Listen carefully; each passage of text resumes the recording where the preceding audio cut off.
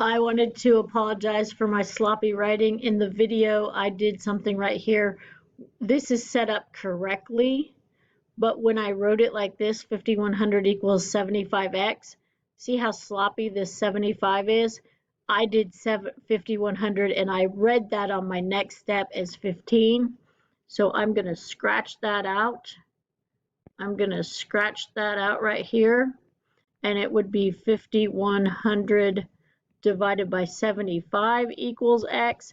And when you actually put in the 75 like you're supposed to and not like I did it in my video, you do get 68.